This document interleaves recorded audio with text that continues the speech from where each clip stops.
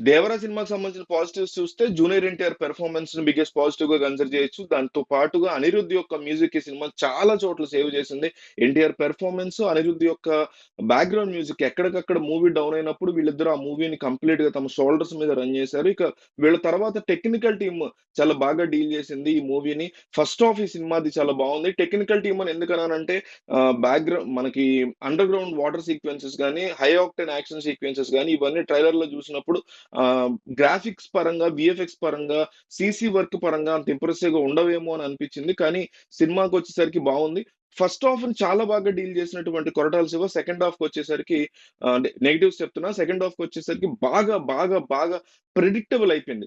నాకనిపించిందేంటంటే ఈ సినిమాకున్న బిగ్గెస్ట్ ఆహ్, very biggest negative ఏంటంటే సెకండ్ పార్ట్ కోసం అంటే 'దేవర 2' కోసం ఈ ఈ ఫస్ట్ పార్ట్‌లో ఉన్నటువంటి స్టోరీని డైల్యూట్ చేసేసారు. ఎస్పెషల్లీ సెకండ్ హాఫ్‌లో. ఒక క్లిఫ్ హ్యాంగర్ ఇవ్వాలి. లాస్ట్‌లో ఒక ఎక్సైట్‌మెంట్, ఎలివేటెడ్ క్లిఫ్ హ్యాంగర్ ఇవ్వాలి. అంటే సెకండ్ హాఫ్ కోసం ఏదైతే మనం 'బాహుబలి' టైమ్‌లో చూసాం గదా!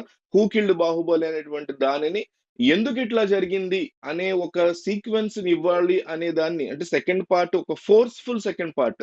'దేవర 2' అనేది ఒక ఫోర్స్‌డ్‌గా కావాలని ఇంప్లిమెంట్ చేసినటువంటి సెకండ్ పార్ట్ కోసం ప్రయత్నంలా కనిపిస్తుంది. 'పుష్ప 2' ఆ రకంగా ఉండదు. కానీ ఇది ఖచ్చితంగా సెకండ్ పార్ట్‌ని ఆహ్, బలవంతంగా చూపించడం కోసం సెకండ్ హాఫ్‌ని ఫస్ట్ పార్ట్‌లోని 'దేవర 1' గదిది. ఇందులోని సెకండ్ హాఫ్‌ని డైల్యూట్ చేసేసి స్టోరీ ఎక్కువగా లాగ్ జేసి దాన్ని క్లైమాక్స్‌లో ఇచ్చినటువంటి ఒక క్లిఫ్ హ్యాంగర్ కోసం సెకండ్ పార్ట్‌ని సృష్టించారు తప్ప, దానికోసం ఈ స్టోరీని గూడా మెయిన్ స్క్రిప్ట్‌ని గూడా డైల్యూట్ చేశారనేటువంటి ఫీలింగ్ ప్రతి ఆడియన్స్‌కి మూవీ చూసిన ప్రతి ఒక్కళ్ళకి వస్తది.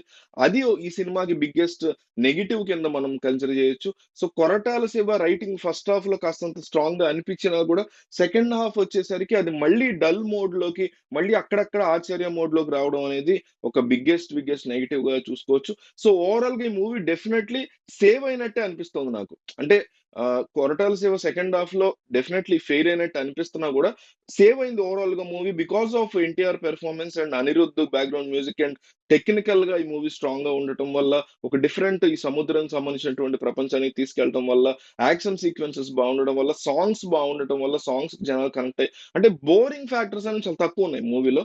లాగ్ అనేది బానే కనిపిస్తది. కానీ బోరింగ్ అనేది విపరీతంగా లేకపోవటం వల్ల సో, సేవ్ అవుతది ఈ మూవీ అనేది అనిపిస్తుంది. అయితే కన్సిడరబుల్లీ జూనియర్ ఎన్టీఆర్ యొక్క మూవీస్‌ని మనం కమర్షియల్‌గా కన్సిడర్ చేసుకుంటే బ్రేక్ ఈవెన్స్ విషయంలో కాస్త ఇష్యూస్ ఉన్నాయి. జూనియర్ ఎన్టీఆర్ 'అరవింద్ సమేత' లాంటి మూవీ విషయంలో కూడా కాస్త ఇబ్బంది పడినటువంటి మార్కెట్ అయింది.